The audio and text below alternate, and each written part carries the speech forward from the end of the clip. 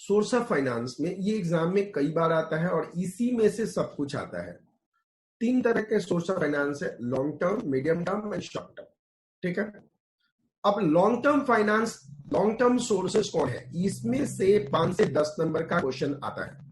तो आपको long term में आपके पास अगर देखेंगे तो 10 सोर्स है जिसमें लॉन्ग टर्म फंडिंग आप करा सकते हैं।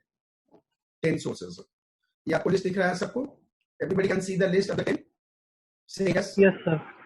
अब आपको ये याद करना है, जैसे ये है लॉन्ग टर्म का लिस्ट देखिएगा, शेयर कैपिटल और equity share capital, preference share capital, retained earning, debentures, bonds of the different types, loan from financial institutions. चलिए डाले हो, ठीक है, loan from state financial corporation, loan from commercial bank, venture capital funding, asset securitisation, international finance like euro issue, इसमें आएगा ADR, GDR वगैरह सब आएगा। ठीक है ना? तो आपको अगर एडीआर आ गया तो सबसे पहला आपको लाइन लिखना है, it is a source of long term finance. अगर एडीआर आ गया या जीडीआर आ गया या डेट सिक्योरिटाइजेशन आ गया तो आपको ये जरूर लिखना है is a long term source. देखिएगा, ये पहला ओरिजिन है, इसीलिए मैं 2 क्वेश्चन में मैंने बैकग्राउंड लिया और उस बैकग्राउंड के बाद हम आगे बढ़ रहे हैं। तो आपको एक बार क्या करते हैं, लॉन्ग टर्म सोर्स के लिए हम आपको एक यहाँ पे एक्रोनियम याद करा देते हैं। तो एक्रोनियम लिखना, अपने अपने पेन और पेपर से लिखो, लिखिएगा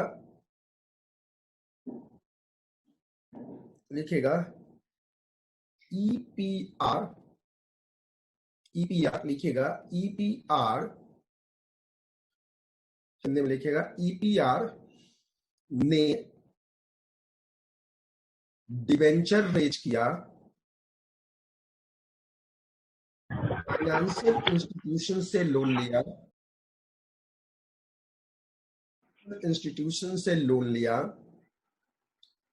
स्टेट फाइनेंशियल कॉर्पोरेशन से लोन लिया, कमर्शियल बैंक से लोन लिया, जुआ खेला, एसेट गिरवी रखी एंड फॉरेन भाग गया। एसेट गिरवी रखी एंड फॉरेन भाग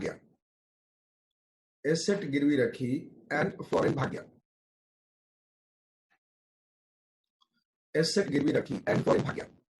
ओके, अब आप लोग जरा फिर से बोलिएगा, ईपीआर, देखिएगा ईपीआर 3 हो गया, E equity share, P preference share, R retain earning. Okay, EPR. अब आगे ईपीआर 3 हो गया, टोटल 10 थे। फिर आपको याद करना है कि डिवेंचर से पैसा रेज किया तो 5 हो गए, 3 लोन से है। पहला लोन क्या है, लोन फ्रॉम फाइनेंशियल इंस्टीट्यूशन से लोन लिया, स्टेट, पहले फाइनेंशियल इंस्टीट्यूशन से लिया, फिर स्टेट फाइनेंशियल कॉर्पोरेशन से लिया, फिर कमर्शियल बैंक से लिया। तो आपके पास 5 और 3 8 हो गए। जुआ खेला आपके पास 8वां हो गया। एसेट गिरवी रखी जुआ खेलने के बाद, वो 9वां हो गया। और इसके बाद फॉरेन भाग गया। तो देखिएगा, ईपीआर 3 हो गया, डिवेंचर खेला 4 हो गया, उसके बाद 3 लोन है। लोन में कौन से हैं, पहला फाइनेंशियल इंस्टीट्यूशन से लोन, दूसरा स्टेट फाइनेंशियल कॉर्पोरेशन से, तीसरा उसने क्या किया, कमर्शियल बैंक से लोन लिया। उसके बाद क्या, जुआ खेला, एसेट गिरवी रखी एंड फॉरेन भाग गया। ठीक है, अब जरा बताइए एक्रोनियम्स, आप एक एक करके बताइए। सबसे पहले शुरुआत करते हैं शुभम से। शुभम बताइए एक्रोनियम क्या था? ईपीआर डिबेंचर इशू किया, देन लोन लिया फाइनेंशियल इंस्टीट्यूशन से, देन लोन लिया कॉर्पोरेट फाइनेंस से, नहीं, कॉर्पोरेट फाइनेंशियल इंस्टीट्यूशन से, उसके बाद स्टेट फाइनेंशियल कॉर्पोरेशन से, उसके बाद कमर्शियल बैंक से। ओके, देन जुआ खेला, देन एसेट। इसको दिमाग में ऐसे डालो, पहले जैसे आईएफसीआई है, क्योंकि एग्जाम में क्वेश्चन आते हैं इसके ऊपर। ये 10 नंबर का प्रिपरेशन है इस चैप्टर से। इस चैप्टर से 10 नंबर का क्वेश्चन आता है, 10 मार्क्स। तो ऐसे लोन में 3 देखना, पहले फाइनेंशियल इंस्टीट्यूशन, उसके बाद स्टेट फाइनेंशियल कॉर्पोरेशन, उसके बाद कमर्शियल बैंक। देखो फाइनेंशियल इंस्टीट्यूशन में कौन सा आ गया, आईएफसी आ गया, आईडीबीआई आ गया, ठीक है ना, आईएफसी आईडीबीआई आ गया, इस तरह के बड़े बड़े फाइनेंस, जीआईसी आ गया, एलआईसी आ गया, इस तरह के जो बैंकिंग है वो है। स्टेट फाइनेंशियल कॉर्पोरेशन से क्या हो गया, जो स्टेट फाइनेंस, जैसे आप पंजाब से हैं तो पीएसआईडीसी है, Punjab state industrial development corporation. अगर आप दिल्ली से हैं तो आपके पास आईआईडीसी करके है, राइट। तो हर स्टेट का अपना जो है एक बैंक होता है, जो वो उसी स्टेट के जिनके पास डोमिसाइल सर्टिफिकेट होता है उसी को पैसा देता है बिजनेस को रेज करने के लिए, ठीक है। तो स्टेट फाइनेंशियल जो सबसे पैसा लिया, और पैसा लेने के बाद उसने क्या, जुआ खेला। जुआ खेला मतलब venture capital funding, it's a risky finance ना। तो इसने जुआ खेला, और जुआ खेल के क्या किया, डेट सिक्योरिटाइजेशन किया, एसेट को गिरवी रखी और फॉरेन भाग गया, राइट। तो ये पूरे के पूरे 10 सोर्स हैं। आपके एग्जाम में ऐसे भी क्वेश्चंस आते हैं कि what are the different long term source of finance, तो आप बोलेंगे there are 10 long term source of finance. चलिए शुभम फिर से बताइए, एक्रोनियम बताइए। तो सबसे first one EPR, then debenture issue किए। ऐसे क्या, ईपीआर ने जैसे पीएसआर है ना, जैसे मेरा पीएसआर है वैसे वो ईपीआर है, ईश्वर प्रसाद राठौर, ठीक है ना, ईश्वर प्रसाद राठौर। आप पीएस राठौर बोलते हो ना, वो ईपीआर है। तो ईपीआर ने क्या किया, डिवेंचर रेज किया, उसके बाद लोन 3 जगह से किया, तो 7 तो हो गए। फिर उसके बाद क्या किया, जुआ खेला, जुआ खेल के एसेट गिरवी रखी, उसके बाद फॉरेन चला गया। हाँ चलो बैंगलोर सर आप बताइए। अच्छा ओके कोई बात नहीं, आवाज नहीं आ रही है, कोई बात, ध्यान से एक बार फिर से मेरे सामने लिखना, आराम से। पहले ईपीआर, ध्यान से, अब जो बोल सके वो बोले, अपने आप में से रिवाइज करें। ईपीआर ने डिवेंचर, ईपीआर ने ईश्वर प्रसाद राठौर ने क्या किया, डिवेंचर से लोन लिया, डिवेंचर रेज किया एंड फाइनेंशियल इंस्टीट्यूशन से लोन लिया, स्टेट फाइनेंशियल कॉर्पोरेशन से लोन लिया, कमर्शियल बैंक से लोन लिया, उसके बाद क्या किया, जुआ खेला, उसके बाद एसेट गिरवी रखी, और उसके बाद फॉरेन भाग गया। Is that okay? सबको याद है? जरा बोलिए, सबको याद हो गया? Yes sir. ओके सबको याद हो गया, वेरी गुड। अब एक काम करते हैं, ध्यान से देखना, अब जो है medium term and short term की बाद में बात करेंगे। अब हम सबसे पहले लॉन्ग टर्म को खत्म कर रहे हैं, राइट। अब लॉन्ग टर्म में आपके पास स्क्रिप्ट आ गया होगा, video 2, concept covered, long term and medium term short of finance. क्योंकि जो लॉन्ग टर्म होता है, अच्छा चरण लिख के दिखा रही है कि देखो मैं लिख दी हूं sir, thank you so much बेटा, God bless you, okay God bless you. अब ध्यान से देना, अब सबसे पहले ध्यान से देखना, मीडियम टर्म की बात में बात करता हूं, लेकिन ध्यान रखना लॉन्ग टर्म मीडियम टर्म बिल्कुल सेम है, बस एक चीज कम हुआ है, ऊपर से इक्विटी शेयर कम हो जाएगा और उसके बदले में लीज जुड़ जाएगा। तो जो मीडियम टर्म है वो जो मीडियम टर्म है वो लॉन्ग टर्म भी है, जो मीडियम टर्म है वो लॉन्ग टर्म भी है। अब हम स्टार्ट कर रहे हैं वीडियो 2 में लॉन्ग एंड मीडियम टर्म। अब सबसे पहले आता है ब्रिज फाइनेंस। क्या आता है? Bridge finance. ये बेटा 5-5 नंबर 4-4 नंबर के हर अल्टरनेटिव एग्जाम में आ जाता है, हर अल्टरनेटिव एग्जाम में ये आ जाता है। अब अपने अपने कॉपी में आप लोग लिखिए ब्रिज फाइनेंस, अपने अपने कॉपी में लिखिए ब्रिज फाइनेंस। ब्रिज फाइनेंस लिख दिया, ओके। नाउ ब्रिज फाइनेंस का मतलब क्या होता है आपको पता है? If anybody want to tell about that bridge finance. अगर आप बोल नहीं पा रहे हैं, ऑडियो करता है तो लिख के भेज दीजिए। ब्रिज फाइनेंस का मतलब क्या होता है? What does the bridge finance means? इसमें से देख के मत बोलिएगा, ठीक है? इसमें से देख के मत बोलिएगा। ब्रीज फाइनेंस का मतलब क्या होता है? What does the breeze finance means? आप अगर आइडिया नहीं है तो साफ लिखो नो आइडिया, आराम से लिखो इसमें।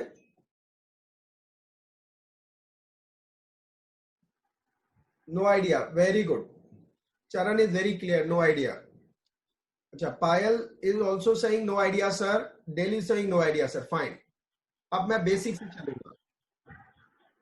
ब्रीज का मतलब क्या होता है? ब्रीज बनाना, दो नदियों को मिलाना, वही ब्रिज है। मतलब ब्रीज का मतलब, ध्यान से समझिएगा इसको, फिर समझ में आएगा। ब्रीज का मतलब होता है दो नदियों में ब्रिज बनाना। ओके, तो यहां पे दो नदी तो है ही नहीं, तो ये ब्रिज का मतलब क्या हुआ? ध्यान से देखो, इसमें सबसे पहले जो एक लाइन होगा वो होगा, देखिएगा, सबसे पहला एक लाइन है, against pending disbursement of loan sanction by financial institution. इस लाइन को आप लोग अंडरलाइन कीजिएगा। Against pending disbursement of loan sanction by financial institution. Against pending disbursement of loan sanction by financial institution. Against pending disbursement of loan sanctioned by financial institutions. Is that correct to all of you? Is that correct? Write down in the message. Is that correct to all of you, beta? Okay.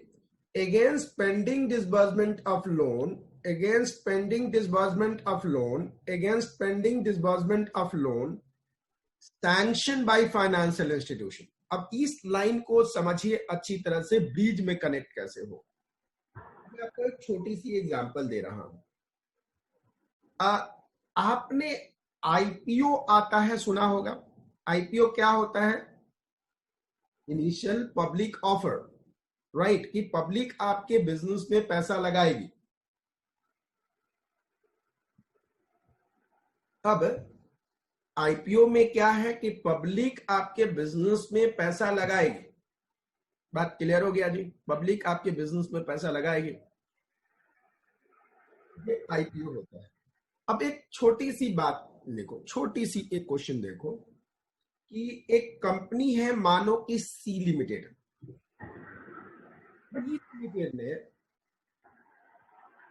C limited ने 500 करोड़ का public issue किया।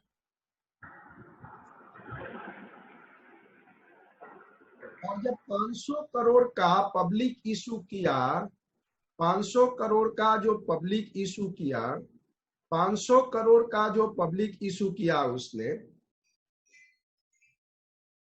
500 करोड़ का जो उसने public issue किया, 500 करोड़ का, तो अब क्या हुआ? मान लो कि एप्लीकेशन का मनी 10% है, तो 500 करोड़ का 10% कितना होता है? 50 करोड़। तो एप्लीकेशन पे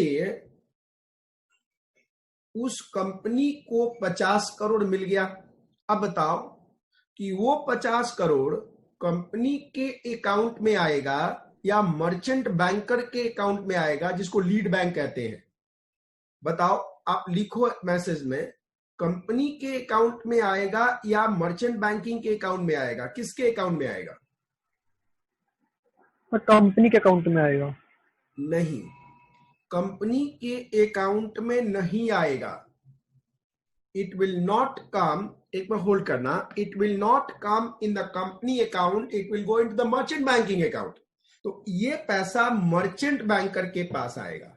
देखना कैसे कि जब आईपीओ होता है तो एक लीड बैंक होता है जो सब कुछ अरेंज करता है।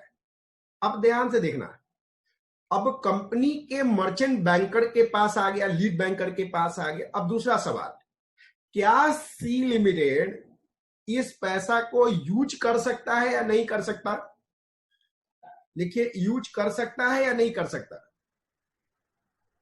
नहीं कर सकता सर। नहीं कर सकता। ये किसने कहा? शुभम ने? Yes sir.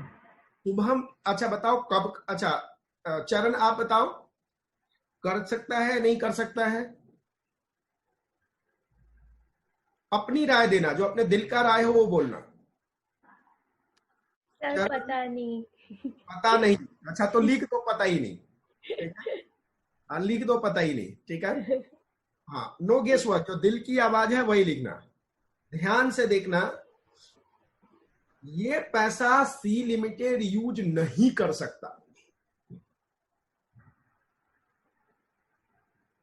अब देखो, सी लिमिटेड यूज नहीं कर सकता, रादर ये कंपनी का रूल है कि 10% एप्लीकेशन पे आएगा, ज्यादा भी ले सकता है, कई भी फुल एंड फाइनल सेटलमेंट भी होता है, कई बार 500 करोड़ आ गया। ये पैसा तब तक कंपनी यूज नहीं कर सकता जब तक कि फाइनल अलॉटमेंट ना हो जाए। अब बताओ, कंपनी के मर्चेंट बैंकर के पास कंपनी का से 50 करोड़ रुपया पड़ा हुआ है, लेकिन कंपनी की नीड है, जरूरत है आज पैसे की, लेकिन यूज नहीं कर सकता। तो यहां पे जो कमर्शियल बैंक है, जो जो लीड बैंक है, सपोज यूको बैंक है, तो यूको बैंक सी लिमिटेड को बोलेगा कि तुम एक काम करो, मैं तुम्हें ब्रिज फाइनेंस करता हूं। ब्रिज फाइनेंस किस लिए? कैसे कि मैं तुम्हें against this amount, against 50 crore amount, मैं तुम्हें लोन दे दूंगा शॉर्ट टर्म। अब बताओ, ब्रिज फाइनेंस शॉर्ट टर्म है या लॉन्ग टर्म? बोल बेटा। Short term sir. यस चरण, लॉन्ग टर्म या शॉर्ट टर्म? सर ये ना मुझे समझ में नहीं आया कि ब्रिज फाइनेंस। देखो, ब्रिज, ध्यान से सुनो, इस एग्जांपल को समझ में आया आपको? हाँ जी सर, थोड़ा थोड़ा आया है बट पूरा क्लियर नहीं हुआ ये। ध्यान से देखो, सी लिमिटेड एक कंपनी है, आपको समझ में आया? हाँ जी सर। उसी का 50 करोड़ रुपया एप्लीकेशन मनी बैंक में पड़ा हुआ है, उसके बैंक नहीं, लीड बैंक के बैंक में पड़ा हुआ है। हाँ जी सर। उसको आज पैसा खर्चा करने की जरूरत है, तो पैसा खर्चा नहीं कर सकता कानूनी तौर पे। हाँ जी सर। तो अब कमर्शियल बैंक, यूको बैंक जिसमें पैसा रखा हुआ है, वो कहता है कि मैं तुम्हें इसी के अगेंस्ट शॉर्ट टर्म लोन दे दूंगा। हाँ जी सर। समझ आई बात? तो हाँ जी 50 सर। करोड़ के बदले में 40 करोड़ 30 करोड़ जो भी है वो दे देगा, ठीक है शॉर्ट सर। टर्म लोन दे देगा अगेंस्ट दैट 50 करोड़। मेरी बात समझ में आई? हाँ जी सर। मुझे समझाओ फिर से। कि मतलब जो उसके बैंक में पैसा है वो शॉर्ट टर्म लोन्स के लिए यूज कर सकता है ओनली फॉर, मतलब उसको 50 करोड़ के बदले उसे वो शॉर्ट टर्म लोन्स देंगे। नहीं, नहीं, ध्यान से सुनो, ध्यान से सुनो। वो जो 50 करोड़ है वो बैंक के पास गया है, उसे कंपनी से कोई लेना देना नहीं अभी। हाँ जी सर। बैंक कहता है कि मैं तुम्हें लोन सैंक्शन कर दूंगा। जैसे बैंक जब लोन देता है तो आपको अभी आएगा, मैं इसलिए उसको नहीं छेड़ रहा हूं, वरना बहुत सारे तारे यही छिड़ जाएंगे तो समझने में दिक्कत होगा। बैंक ने क्या किया, बैंक तो लॉन्ग टर्म लोन देता है, शॉर्ट टर्म लोन देता है, मीडियम टर्म लोन देता है। बैंक के पास एप्लीकेशन मनी 50 करोड़ पड़ा है, तो बैंक कहता है कि भैया मैं तेरे को शॉर्ट टर्म लोन दे सकता हूं। ओके। मतलब शॉर्ट टर्म, आप एक बार बताओ, जब आप बैंक के पास जाओगे तो बैंक आपको तो लोन ऐसे नहीं देगा ना। हाँ जी सर। तो कोलैटरल रखेगा, सिक्योरिटी रखेगा। हाँ जी सर। तो ये कहता है चूंकि 50 करोड़ मेरे पास है, एज ए सिक्योरिटी इसको रखूंगा, एज इस सिक्योरिटी के बेसिस पे मैं लोन दे दूंगा। ठीक है सर। इस पैसे में से नहीं दूंगा। Okay sir. समझ आई? हाँ जी सर। इस पैसे में से नहीं दूंगा, इस पैसे के सिक्योरिटी के बल पे मैं तुम्हें लोन दे दूंगा।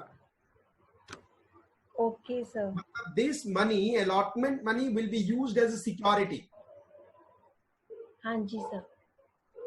अब फिर से बताओ क्या हुआ, उसको लाइन होगा on the basis of this, on the basis of this commercial can bank can sanction the loan to the C limited. तो हाँ जी सर। ये इसका मतलब ये हुआ। अब एक बार बताओ, ये जो कमर्शियल बैंक है यूको लिमिटेड, इसके लिए और कुछ सिक्योरिटी लेगा या नहीं लेगा? सभी लोग बताओ।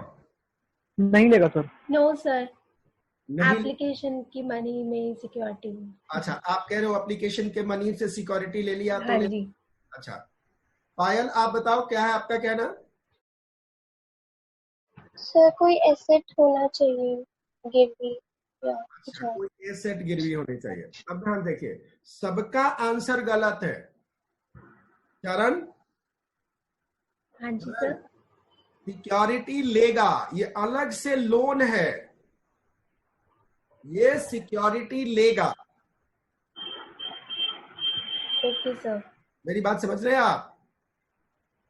ये सिक्योरिटी लेगा, और ध्यान से, इसके अगेंस्ट जब सिक्योरिटी मांगेगा, वो सिक्योरिटी फिक्स एसेट नहीं होनी चाहिए, वो इमूवेबल एसेट नहीं होनी चाहिए।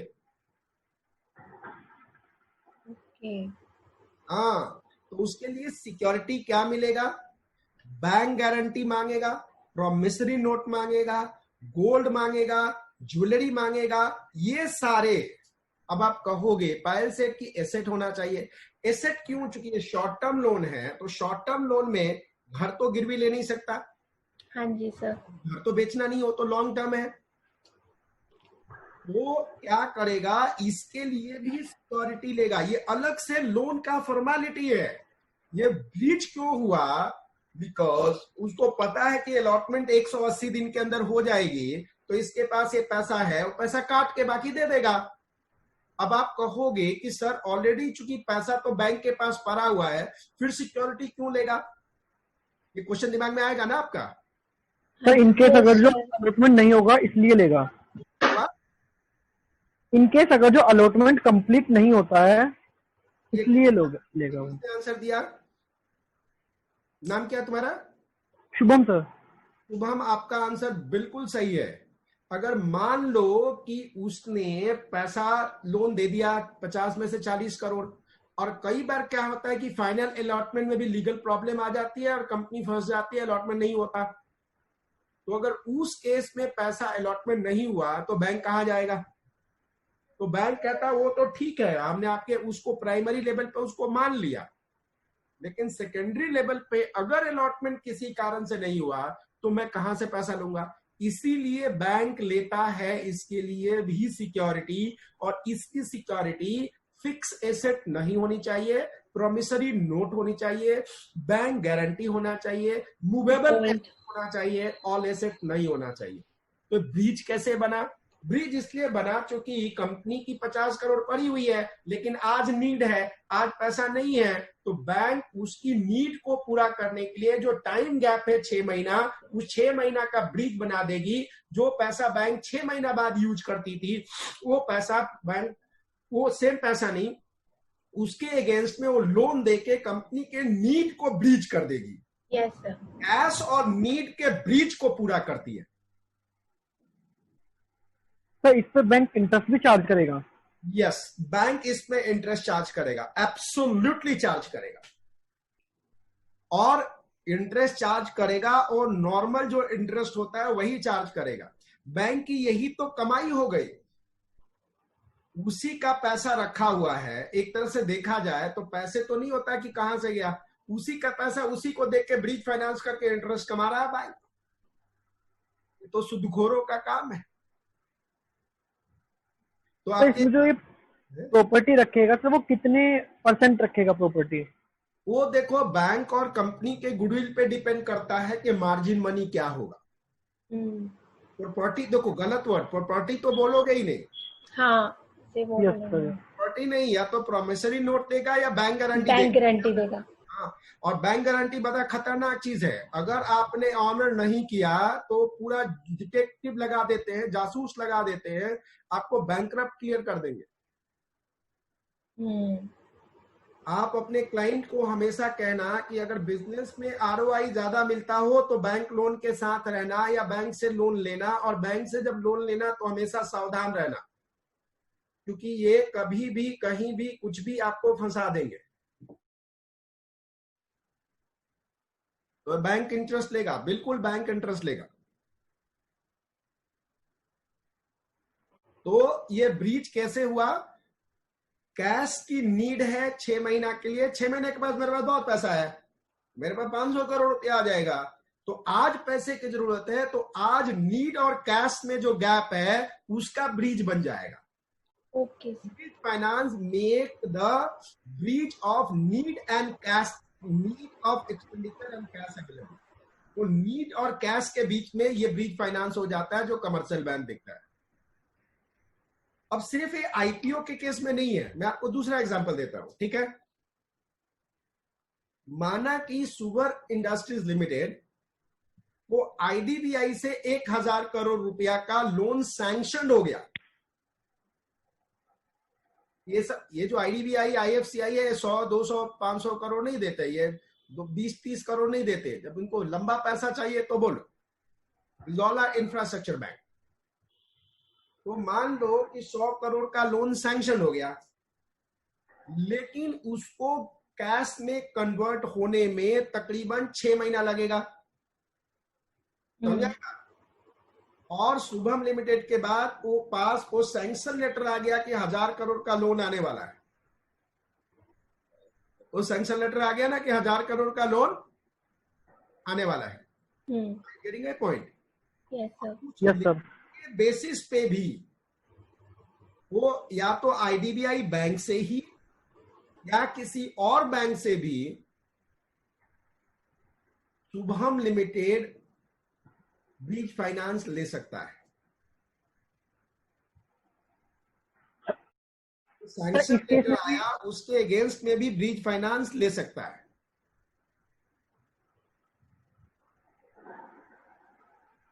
क्या करेगा? उस सैंक्शन लेटर को लेके, मान लो आईडीबीआई से बात हुआ, स्टेट बैंक ऑफ इंडिया के पास जाएगा कि आईडीबीआई से मेरे को 1000 करोड़ का लोन सैंक्शन हुआ है, लेकिन अभी मुझे पैसे की जरूरत है, तो मुझे ब्रीच फाइनेंस कर दो। तो स्टेट बैंक का नाम मैं कर दूंगा, तो स्टेट बैंक कर देगा। अब एक बात बताओ, स्टेट बैंक अपना पैसा कैसे रिकवर करेगा? आईडीबीआई पहले पूरा का पूरा 1000 करोड़ एसबीआई को देगा, एसबीआई अपना पैसा काट लेगा और बाकी का पैसा जो सरप्लस होगा वो शुभम लिमिटेड को दे देगा। ओके सर, इस टॉपिक पे मेरी एक क्वेरी है। हाँ बताओ। सर, जो ये लोन सैंक्शन वाला था, इसमें तो ब्रीच फाइनेंस समझ में आता है कि हो रहा है इसमें। हाँ। और सर, ये जो आपने आईपीओ वाला बताया था, आईपीओ में तो हमें कोलेटरल सिक्योरिटी और भी देनी पड़ रही थी। नहीं, हाँ, इस एक फिर से बता देता हूं। ये जो सैंक्शन लेटर वाला, अब आप क्या एसबीआई क्या सिक्योरिटी मांगेगा? बिल्कुल मांगेगा, तो बिल्कुल लेटर पे नहीं देगा। लेटर तो एक शुरुआत है कि हाँ भैया ठीक है, बट इस एसबीआई भी सिक्योरिटी मांगेगा। कुछ सेम है, प्रोमिसरी नोट्स मांगेगा, बैंक गारंटी मांगेगा, कोई भी उसका बैंक गारंटी मांगेगा ही मांगेगा। और ध्यान रखना, इसमें इमूवेबल एसेट कभी भी सिक्योरिटी में काम नहीं आएगा, मूवेबल एसेट ही आएगा, ध्यान रखना। सर, जब इसमें मूवेबल एसेट को ले रहे हैं तो सर, जो मतलब हमारा आईपीओ था, आईपीओ का जो अमाउंट था, उसको क्यों सिक्योरिटी में रख रहे हैं फिर? एक मिनट, वो सिक्योरिटी नहीं है, वो एक, हाँ आपकी बात समझ रहे हैं कि वहां तो उस बैंक के पास कैश पड़ा हुआ, आप ये कहना चाहते हो ना? Yes sir. हाँ, चूंकि वो लीगली आप यूज नहीं कर सकते, उस पैसे को कंपनी सी लिमिटेड जो थी वो यूज कर ही नहीं सकती, चूंकि अलॉटमेंट के बाद ही यूज होगा वो। That will be used only after allotment, not before allotment. और रखना पार्डन? मूवेबल एसेट तो मैं किसी से भी ले सकता हूँ लोन, और बिना किसी जो एप्लीकेशन अमाउंट है, उस एप्लीकेशन अमाउंट के बिना। नहीं, उस एप्लीकेशन अमाउंट के बेसिस पे if not UCO bank, you could take from the other bank also. No problems at all. If you can show, if the C Limited could show that application money is already lying in a bank, तो जरूरत नहीं है कि वो UCO bank से ही लेती हो, किसी और बैंक से भी ले सकती है, मतलब कोई बैंक ब्रिज फाइनेंस कर देगा, लेकिन 99% वही बैंक क्यों करेगा? See why that bank will do? Because the money will come into that bank. So rest of the bank mein the formality will increase because UCO bank will transfer the entire money to that bank and then exactly it will go.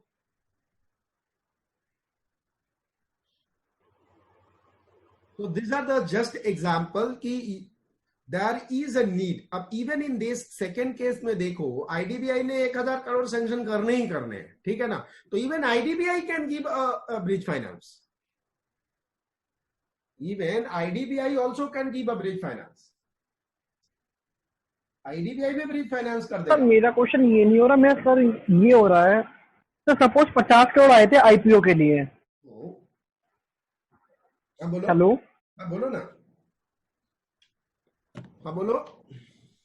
अच्छा 50 crore loan चाहिए, suppose 30 crore का loan चाहिए. तो suppose 30 crore का loan चाहिए और मुझे जो मूवेबल एसेट्स के लिए जो मांगेगा बैंक, वो 30 करोड़ ही मांग रहा है कि 30 करोड़ का मुझे और चाहिए, और जब मैं तुम्हें 30 करोड़ का लोन दूंगा. नहीं, तो जब मैं 30 करोड़ का प्रॉपर्टी दे, एक मिनट, 30 करोड़ का भी मूवेबल एसेट नहीं हो, ज्यादा मांगेगा वो मार्जिन. मतलब मूवेबल एसेट दे रहा हूँ, हमारा आईपीओ वाला पैसा है, उसको तो आप यूज कर ही नहीं सकते, आपका पैसा है ही नहीं हो. हेलो जी सर, जो आईपीओ वाला पैसा पड़ा हुआ है 50 करोड़ आपका है ही नहीं. वो तो उसमें से हमें शॉर्ट टर्म लोन्स दे रहे हैं. देखो उस टॉपिक को लोन ले रहे हैं, तो लोन उसके बेसिस पे दे रहे हैं. हाँ जी, उसके बेसिस पे कहाँ दे रहे हैं? तो वो तो मूवेबल एसेट ले रहे हैं, मूवेबल एसेट के बेसिस पे दे रहे हैं ना लोन तो बैंक. नहीं, बट ध्यान देखो, मूवेबल एसेट पे नहीं दे रहे हैं. अगर उनके पास आईपीओ का डिटेल नहीं होता तो वो नहीं देते.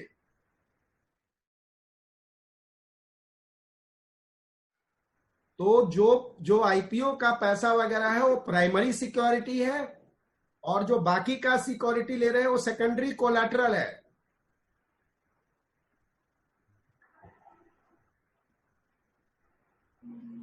You got my point? किसी इंडस्ट्रीज को प्रोमाइजरी नोट और ज्वेलरी वगैरह के बेस पे लोन नहीं मिल सकता?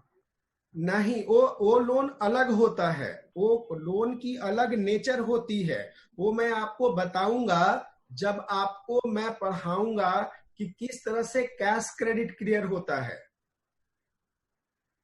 वो जो लोन होगा वो इंडस्ट्रियल लोन नहीं होता, वो अलग लोन होता है. वो आपको मैं बताऊंगा कि वो सिक्योरिटी किस में जाता है. क्यों नहीं मिल सकता है, आराम से मिल सकता है, बट इंडस्ट्रियल वो ब्रिज फाइनेंस नहीं कराएगा. जब आपको मैं ओवरड्राफ्ट बताऊंगा कि ओवरड्राफ्ट लेने में भी कई बार इस तरह का चीजें यूज होता है.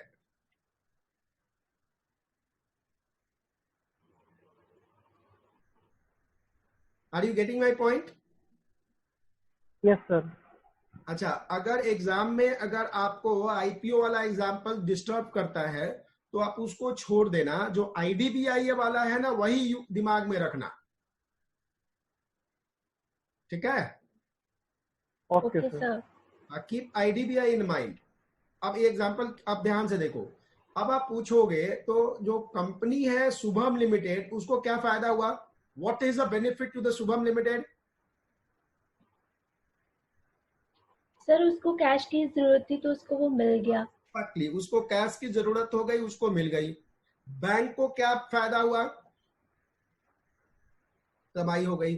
सही है, इंटरेस्ट उसको मिल जाएगा. बैंक को क्या फायदा हुआ? उसकी कमाई हो गई. और कमर्शियल बैंक सेट ऑफ कैसे करेगा? जब फाइनल मनी डिसबर्स होगा तो उस पैसे को, जो फाइनल मनी डिसबर्स होगा तो उस पैसे को एडजस्ट करके बैलेंस क्या करेगा? वो क्लाइंट को दे देगा. Is that clear to all of you? Yes sir. हाँ अब जी सर। ध्यान से आप सभी लोग एक एक लाइन को ध्यान से पढ़ो। ये 6 लाइन है, 6 के 6 लाइन को हम पढ़ रहे हैं, आपको यही एग्जाम में लिखना है। ये कहता है borrowed from commercial bank for a short period. अब बताओ ब्रीज फाइनेंस शॉर्ट पीरियड के लिए होता है या लॉन्ग पीरियड के लिए होता है? Sir short period. अब बताओ फाइनेंशियल इंस्टीट्यूशन के लिए से होता है या कमर्शियल बैंक से होता है? Commercial bank. करेक्ट। अब किसके against pending line, against pending disbursement of the long pending disbursement of loan sanction by financial institution. अब समझ में आ गया? आईडीबीआई फाइनेंशियल इंस्टीट्यूशन था, उसके पेंडिंग में लिया, तो ये क्या है? Pending disbursement of loan sanction by financial institution. Clear? अब दूसरा पॉइंट है realizing financial institution takes lot of time in disburse loan to companies. क्यों शॉर्ट टर्म लेना पड़ा? बिकॉज फाइनेंशियल इंस्टीट्यूशन कैश में डिसबर्स करने में क्या लेगा? टाइम लेगा। तीसरा पॉइंट क्या है? In order not to lose the further time, in order not to lose further time in starting their project, arrange short-term loan from commercial bank. तो कंपनी क्यों लेगा? Because further not to lose time, वो time lose नहीं करना चाहता है project को execute करने में। Is it clear to all of you? चौथा है disbursed loan are used in repaying और एडजस्टिंग ब्रीज फाइनेंस लोन। जब लोन डिसबर्ज हो जाएगा तो क्या होगा? एडजस्ट होगा। पांचवा पॉइंट क्या है?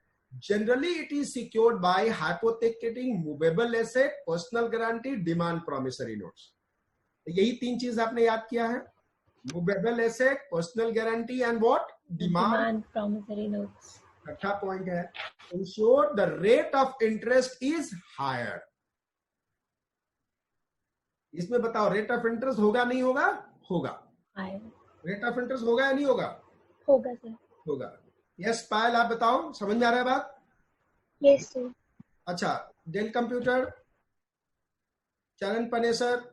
Yes sir. Is it clear बेटा? हाँ जी सर। अच्छा अब बता, अब देख एग्जाम में कैसे लिखेगी। ये 5-5 नंबर के क्वेश्चन बहुत बार आया है, तो इसमें मेमोरी कोड है। क्या क्वेश्चन पूछेगा? ब्रिज फाइनेंस ही पूछेगा ना? हाँ जी सर। पहला पॉइंट देखो बी से शुरू हो रहा है, बी। दूसरा पॉइंट है आर, तीसरा पॉइंट है आई, चौथा है डी, पांचवा है जी एंड छठा है ई। तो इसका ब्रिज फाइनेंस का मेमोरी कोड है ब्रिज। समझ में आया? हाँ जी सर। मेमोरी कोड क्या है? ब्रिज। ब्रिज। तो पहला लाइन क्या लिखेंगे? Borrowed from commercial bank for a short period against pending disbursement of loan sanction by financial institution. R में क्या लिखेंगे? Realising financial institution takes lot of time in disburse the loan to the companies. I से क्या लिखेंगे? In order not to lose the further time. ठीक है। D से क्या कहेंगे? Disburse loan are use in repaying और readjusting the financial loan. G से क्या लिखेंगे? Generally it is secured by hypothecating movable asset, personal guarantee, demand promissory notes. E का क्या है? इंश्योर करता है rate of interest is higher, मतलब जो इंडस्ट्री रेट है, जो इंडस्ट्री जिस लोन से लॉन्ग टर्म लिया है जिस रेट से आईडीबीआई से, उससे ज्यादा इसमें इंटरेस्ट हो। Is it clear? हाँ जी सर। तो क्या मैं मानूं कि जब ब्रिज फाइनेंस आएगा तो you can write in your exam? हाँ जी सर। एवरीबडी से Charan, Dale, Payal, Shubham. Yes sir. Yes sir. अब ब्रिज फाइनेंस आराम से ले सकते हो? ब्रिज फाइनेंस आराम से लिख सकते हो? Yes sir. अब आपने कॉपी में आपको नया कंसेप्ट इसी का लिखना है, वेंचर कैपिटल फाइनेंसिंग। अब बताओ venture capital financing long term है, मीडियम टर्म है या शॉर्ट टर्म है? बताओ। Venture capital financing short term है, मीडियम टर्म है, क्या है? ये मीडियम टर्म भी है as well as long term भी है। आपको याद है मैंने बताया था लॉन्ग टर्म में कितने हैं 10, मीडियम टर्म में भी कितने हैं 10, वो 10 है। यानी कहने का मतलब ये है कि ये जो है ये 10 है। तो venture capital financing can be a medium term, can be a long term. अब देखो वेंचर कैपिटल फाइनेंस क्या होता है, इसको आराम से समझो, इसको वीसी फंडिंग भी कहते हैं। अच्छा एक बार बताओ, VC funding, venture capital funding कौन देता है? फाइनेंशियल इंस्टीट्यूशन देता है, कमर्शियल बैंक देता है, या स्टेट फाइनेंशियल कॉर्पोरेशन देता है, या आम जनता देती है? लिखिए आंसर, मैसेज में लिखिए, who gives VC funding? VC funding कौन देता है बताइए? Public sir. Public, very good. What about the company, financial institutions?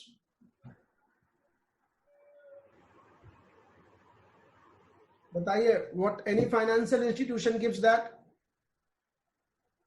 कोई भी, आईएफसीआई, आईडीबीआई, कोई भी?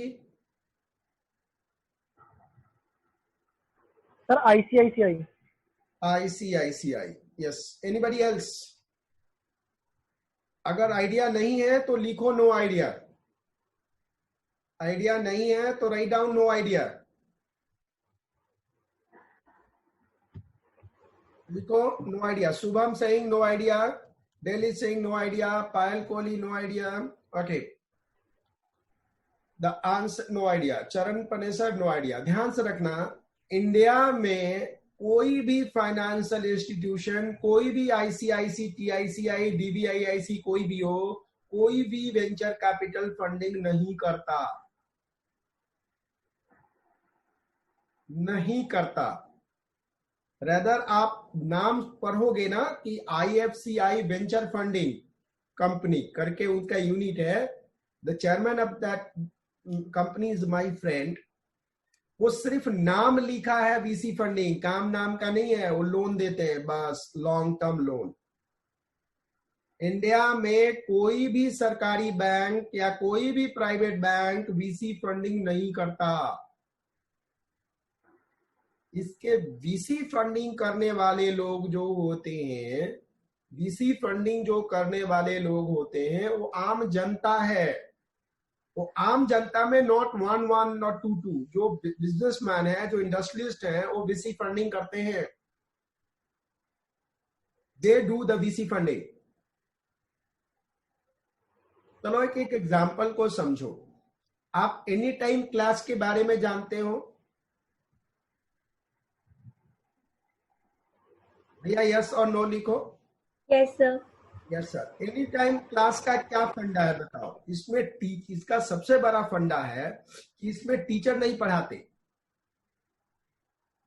इसमें जो बाकी के सब्जेक्ट, हाँ आप देखिए किसी का आया, बढ़िया सा आंसर आया होगा आई थिंक। हाँ सर, इसमें जो है ना कंसेप्ट की मास्टरी है।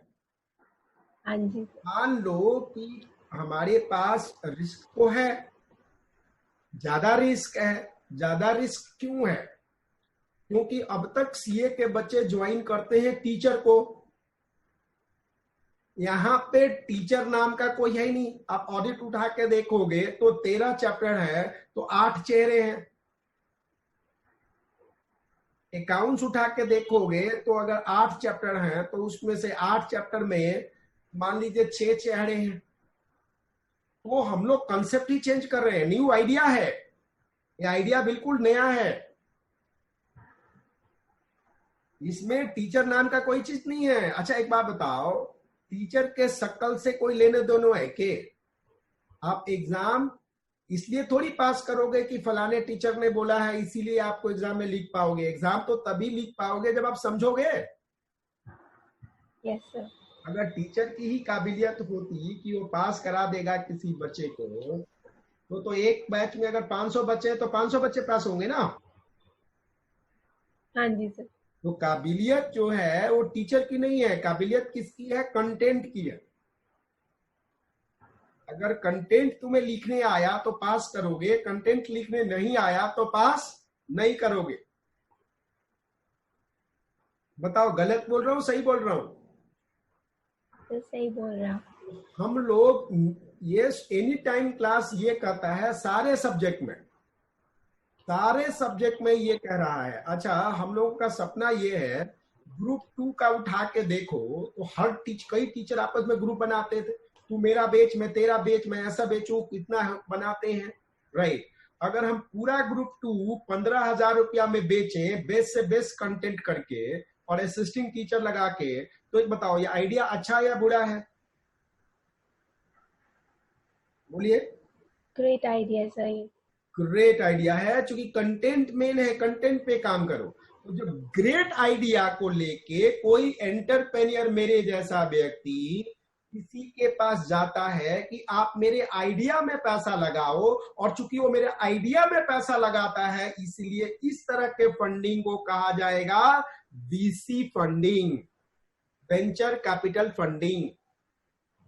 अब बताओ, जिसने इन्वेस्ट किया, मान लो कि मेरे में पोदार ग्रुप में इन्वेस्ट किया, अब पोदार ग्रुप क्या कहलाएगा, वीसी फंडिंग या not VC funding? VC funding. अब एक बात बताओ, क्या पोदार ग्रुप रिस्क ले रहा है या नहीं ले रहा है? ले रहा है सर। कम रिस्क ले रहा है, ज्यादा रिस्क ले रहा है? ज्यादा। क्या पोदार ग्रुप मेरे से कोई सिक्योरिटी मांगेगा, बिल्डिंग दो चाहे ऐसा दो? No sir.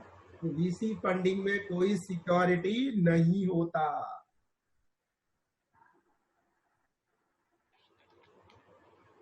अब बोलेगा कि पोदार ग्रुप फिर क्यों रिस्क लेगा जब उसको कोई सिक्योरिटी नहीं है, पैसा डूब गया तो डूब गया, ऐसा क्यों रिस्क लेगा?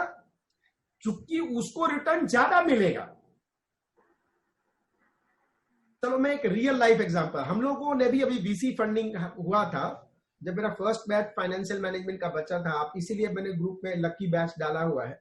तो मुंबई एंजल फंडिंग जो वीसी फंडिंग करती है उसके थ्रू हमें फंड मिला था। We have invested huge money in ATC.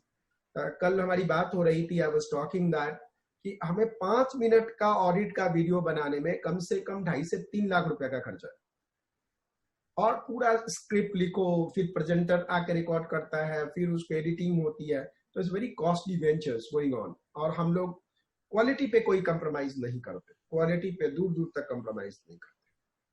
मैं आपको एक रियल लाइफ एग्जांपल ले रहा हूं, इससे आपको वीसी बिल्कुल क्लियर समझ में आ जाएगा।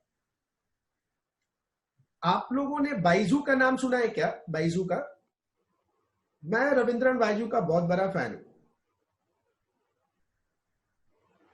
बाइजू का नाम सुना है? Write out. Yes, Byju the learning app, Shahrukh Khan उसका ऐड करते हैं। Yes sir. तो सुना है? यस। डेल कंप्यूटर का, हाँ सर, यस सर। ये जो बाइजू है इसकी सबसे पहले वीसी फंडिंग करी थी मिस्टर पाई ने, मोहनदास पाई। मोहनदास पाई का कॉलेज है, मोहनदास पाई का कॉलेज है। That's college is, Shubham is saying yes. ये जो मेडिकल कॉलेजेस हैं, जैसे जितने भी कॉलेजेस हैं साउथ में, बैंगलोर साइड में, बैंगलोर में उनका बहुत बड़ा कॉलेज है मोहनदास पाई का। क्या नाम है उस कॉलेज का? मोहनदास पाई का कॉलेज का मैं बता भी देता हूँ। मोहनदास पाई कॉलेज, मैं क्यों भूल जाता हूँ, हमेशा एग्जांपल लेता हूँ, हमेशा भूल जाता हूँ। हाँ, मोहनदास पाई का इनका मणिपाल कॉलेज है, मणिपाल ग्लोबल कॉलेज करके है, मणिपाल यूनिवर्सिटी।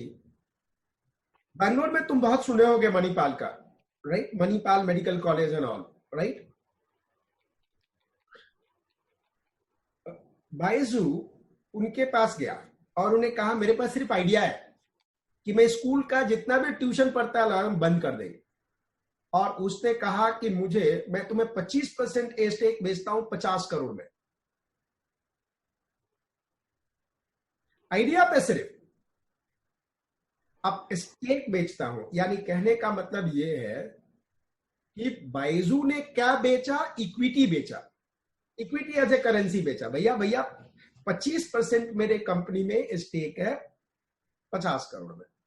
तो मणिपाल का जो बंदा था, he almost fail and he said what is this going on? He said that is what it is. और उसने 50 करोड़ दे दिया 25% स्टेक में। अब बताओ, क्या क्या मणिपाल का मालिक मोहनदास पाई 51% मांग सकता था? नहीं, नहीं, क्योंकि 51% कहते ही बाइजू के पास स्टेक नहीं रहता है। स्टेक किसके पास चला जाता? उसके पास चला जाता, वीसी फंडर के पास चला जाता। अब एक बात बताओ, बाइजू के केस में आइडिया किसके पास है? बाइजू के पास या मोहनदास पाई के पास? बोलिए।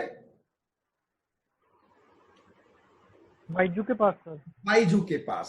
और फंड किसने दिया? अब इसमें वीसी फंडर कौन है? VC capital Mohandas Pai. मोहनदास पाई। मोहनदास पाई को क्या मिला? Equity 25% stake. 25% स्टेक। अब देखिए उसको फायदा क्या हुआ, मोहनदास पाई को फायदा क्या हुआ?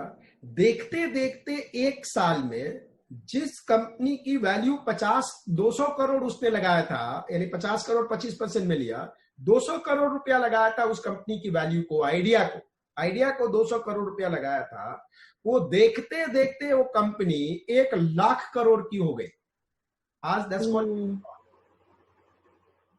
अब एक बार बताओ, 1 लाख करोड़ की हो गई तो बताओ कितना टाइम्स बढ़ गया वैल्यू? 200 करोड़ 800 टाइम। 1 लाख करोड़, कितना टाइम बढ़ गया? 500 टाइम। 500 टाइम या 5000 टाइम?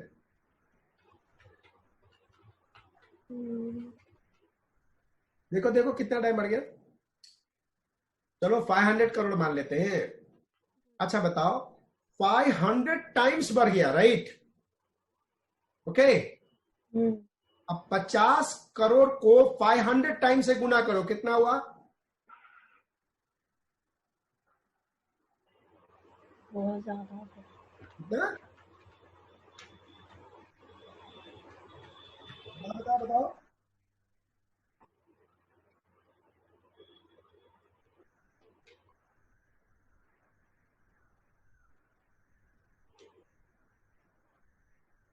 पांच हजार इंटू 50 करोड़, 2,50,000 करोड़,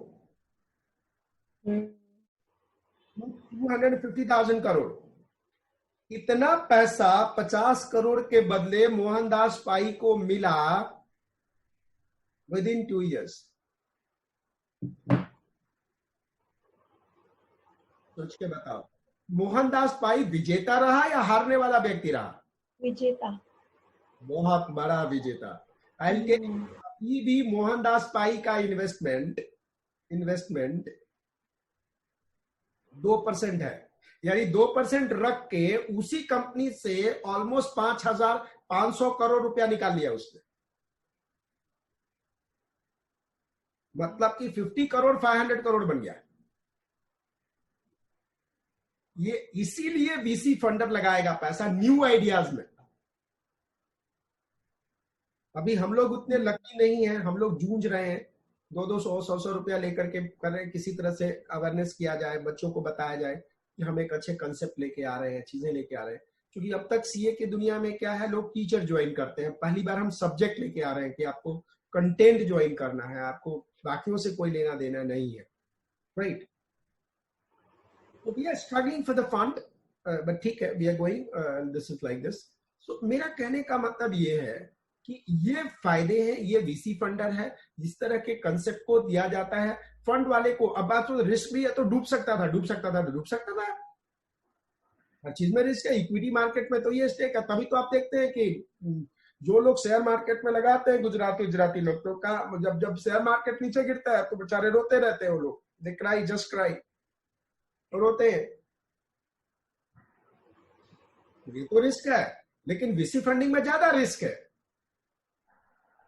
तो ध्यान से देखिएगा, इस एग्जाम्पल को देखते हुए मैं आपको पढ़वा रहा हूं, कंटेंट को देखिएगा। यस, आप बताओ, वीसी फंडिंग का मतलब ये है कि एक आइडिया वाला बंदा होता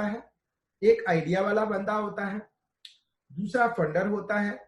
वीसी फंडर हाई रिस्क की बिजनेस है, वो इक्विटी में कन्वर्ट करता है, यानी कि 2 तरह से पैसा ले सकता है। या तो वो लॉन्ग टर्म इक्विटी इन्वेस्टमेंट में पैसा ले, या कई बार कंपनियां कहती है, बाइजू के लिए वो भी कह सकता था, क्या नाम है कि मोहनदास भाई, कि मैं तुम्हें पैसा देता हूं 5 साल तक तुमसे इंटरेस्ट नहीं लूंगा, लेकिन 5 साल के बाद इंटरेस्ट लूंगा।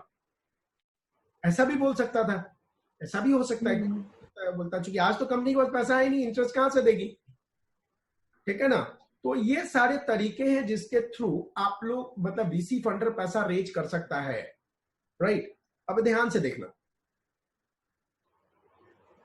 वीसी कैपिटल आपके स्क्रीन पे आ रहा है, सबको वीसी कैपिटल का मतलब समझ में आया न्यू आइडिया के लिए।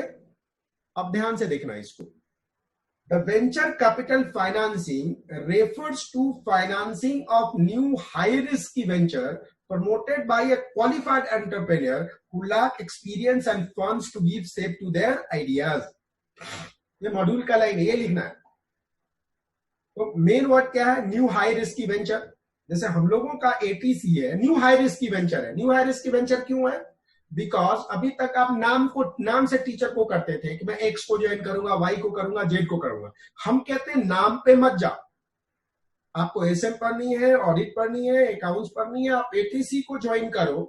पहला ऐसा इंस्टीट्यूट होगा जो मॉड्यूल से कनेक्टेड ही पढ़ाएगा, कंटेंट, यानी आपको टीचर नहीं देखना। आप लोग फाइनेंशियल मैनेजमेंट का वीडियो देख रहे होंगे, कहीं पे भी नाम पीएस राठौर नहीं लिखा हुआ, आपने कहीं नाम नहीं लिखा हुआ, क्योंकि नाम है ही नहीं टीचर का, और आगे जो भी पढ़ेगा उसका नाम नहीं होगा। तो टीचर नहीं, कंटेंट को पॉपुलर करो। एकदम न्यू आइडिया है, अभी तक सीए के मार्केट। अच्छा, आप लोग फाइनेंशियल मैनेजमेंट कर रहे हैं, क्या हम लोगों की क्वालिटी का, हम लोगों की तरह कोई और भी टीचर है क्या? सर है? नहीं है। सभी लोग कोई बोर्ड पे पढ़ाएगा, कई चीजें पढ़ाएगा। ये पहली बार आप देखते होंगे कि इतना पैसा खर्च करके लेयर बनाया हुआ है। हाँ जी सर। तो ये न्यू आइडिया है, ओल्ड आइडिया है? New idea sir. New high risky venture promoted by qualified entrepreneur. पढ़े लिखे लोग उसको प्रमोट करते हैं, लेकिन उसके पास क्या है, उस प्रोजेक्ट में काम करने का एक्सपीरियंस नहीं है। अब जैसे अब मैं हूं, मेरे को एडिटिंग नहीं आती, मेरे को आफ्टर इफेक्ट नहीं आता, मेरे को एनिमेशन नहीं आता, तो I lack experience in this. तो बेवकूफ भी लोग बना के जाते हैं, और पैसे की भी कमी है। तो who lack experience and funds, तो दोनों एक्सपीरियंस की भी कमी है, फंड की भी कमी है, to give shape to their ideas। तो ये पहला लाइन आपको लिखना है, the venture capital financing refer to the financing of new high risk venture promoted by a qualified entrepreneur who lack experience and fund to give shape to their ideas। तो ये line आपको लिखना है। High risk की venture जरूर लिखना है, qualified entrepreneur उसको प्रमोट करता है, ये भी लिखना है, उसके पास एक्सपीरियंस कम है, ये भी लिखना है, और पैसे कम है, ये लिखना है। ये 4 वर्ड तोड़ के भी लिख दोगे तो आपको नंबर मिल जाएगा। हाई रिस्क की वेंचर आपको याद है, एक्सपीरियंस क्वालिफाइड एंटरप्रेन्योर आपको याद है, और एक्सपीरियंस एंड लैक फंड आपको याद है, एंड लैक ऑफ फंड आपको याद। तो बेटा अगर 4 वर्ड लिखते हो तो एज इट इज आपको नंबर मिलेगा। बताओ यस और नो? Yes sir. अब बिल्कुल समझ में आ गया? हाँ जी सर। डाउन यस, आराम से लिखो यस। और यस सर। सभी लोग मैसेज में ये 4 वर्ड लिखे, high risky venture, qualified entrepreneur, lack of experience, lack of fund to shape their idea. 5 word है, 5 वर्ड है। मैं देखता हूं किसने किसने लिखा है। पांचों लिखो, पांचों लिखो। हाँ, सबसे पहले किसका आया है? अभी किसी का नहीं आया। लिखो, 5 वर्ड है, high risky, qualified entrepreneur, lack experience, lack of fund to shape their ideas. लिखो, 5 वर्ड लिखो आराम से। Very good. चरण का बहुत बढ़िया आ गया। New high risky venture promoted by qualified entrepreneur who lacks experience. ये तो पूरा सेंटेंस लिखा है, तो बहुत बढ़िया है। पॉइंट ही लिखो। पायल बहुत बढ़िया, आपका भी है। बस चरण बहुत बढ़िया, आपने पूरा सेंटेंस ही लिख दिया, थोड़ा टाइम लगेगा। 5 पॉइंट लिखो। High risky venture, lack of funds, lack of experience, new idea, shape new idea. Shape their idea, shape their idea, shape their idea. बस 5 पॉइंट, बाकी के लोग डेल ने लिख दिया, वाह डेल कंप्यूटर, वेरी गुड.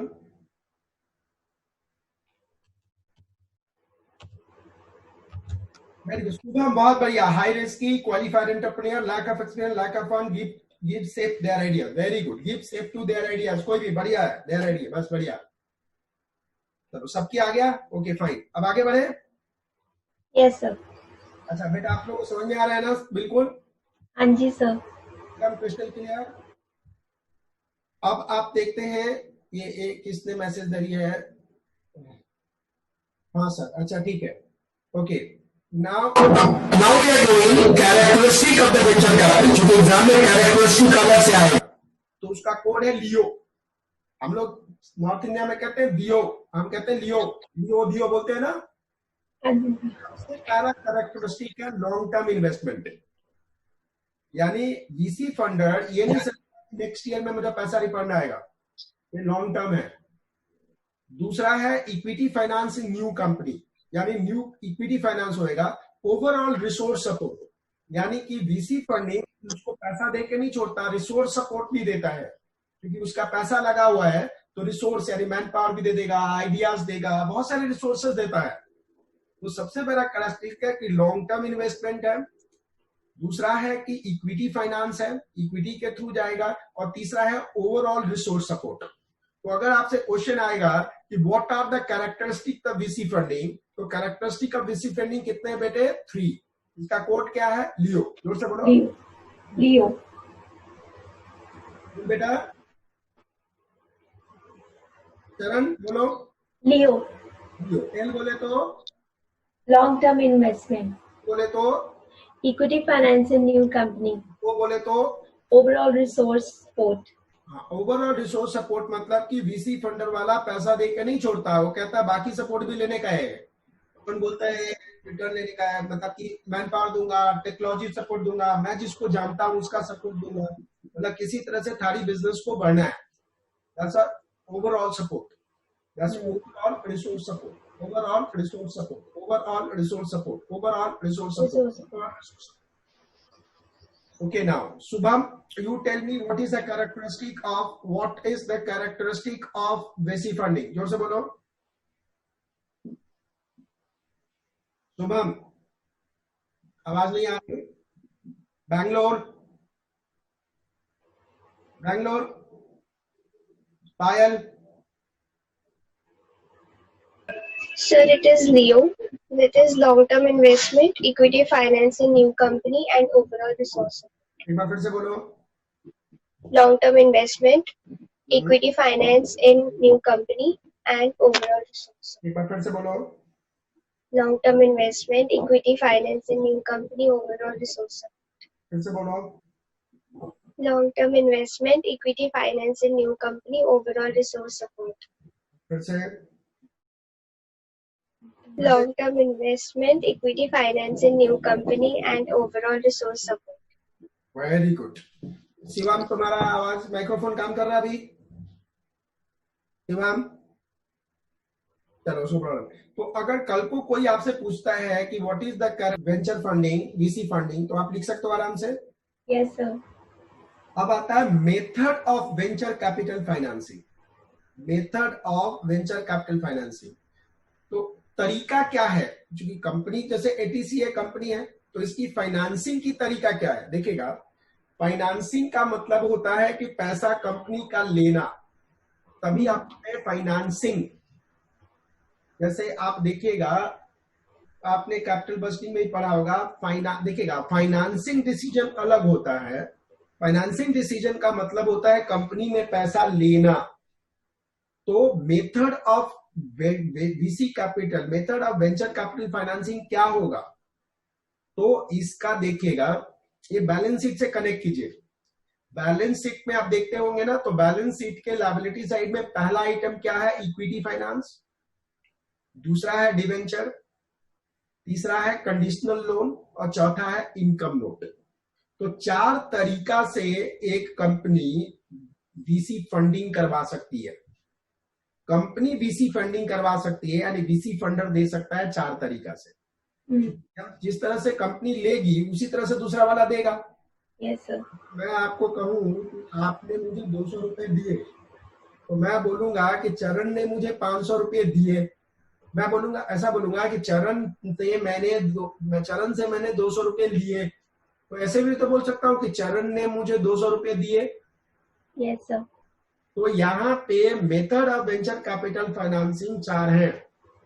ध्यान से इसको याद करते समय ऐसे मत याद करना, बैलेंस शीट में जाना। 3 तो वही हो गया, टॉप में इक्विटी, उसके बाद डिवेंचर, उसके बाद लोन। बस डिवेंचर के आगे परपेचुअल जोड़ देना एंड लोन के आगे कंडीशनल लोन जोड़ देना, और लास्ट वाला इनकम नोट है। इनकम नोट मतलब कि यह हाइब्रिड किस्म का होता है। तो अगर आपसे पूछा जाए कि what are the how many methods of financing are there, तो आप बोलोगे there are 4 method of financing. There are what 4 method of financing. One is what equity finance, balance sheet को देखना, इसको छोड़ दो। Financing, debenture financing, loan financing and then what income note. तो अब बताओ चरण, आप बताओ कितने तरीके हैं वीसी फंडिंग के? Sir there are 4 methods of VC financing. सुन बेटा, जब तुम बोलोगे ना तो तुम्हारे नजरों के सामने तुम्हारा बैलेंस शीट दिखना चाहिए, तो तुम क्लास से पढ़ते आए हो। हाँ जी सर। हाँ बोलो। हाँ, equity financing, perpetual debentures, conditional loan and income note. पहले तो वही याद करते हैं जो है, बाद में जोड़ देंगे। डिवेंचर के आगे परपेचुअल जोड़ देंगे, लोन के आगे कंडीशनल जोड़ देंगे, लास्ट में इनकम नोट कर देंगे। हाँ जी सर। तो बोलो आराम से, कितने मेथड है वीसी फंडिंग के बेटा? 4 मेथड्स हैं, equity, debentures, conditional loan and income note. बस। पायल, पायल आपको लोग Yes, sir. Equity financing, perpetual debentures, conditional loans, and याद आ जाएगा। मैं चाहता हूँ क्या बैलेंस शीट याद कर, और उसी से देखो, क्योंकि वो आपके जिगर में बैठा हुआ है। हाँ जी। पहले बोलो। Equity financing, loans, debentures, and income loans. देख, पहले डिबेंचर आता है ना, आप देखो बैलेंस शीट में भी देखो, पहले डिबेंचर आता है, सिक्योर्ड लोन। तो पहले देखो, पहला क्या है इक्विटी, फिर क्या है डिबेंचर, फिर क्या है लोन, फिर क्या है इनकम लोन। चरण फिर से बोलो आप जरा।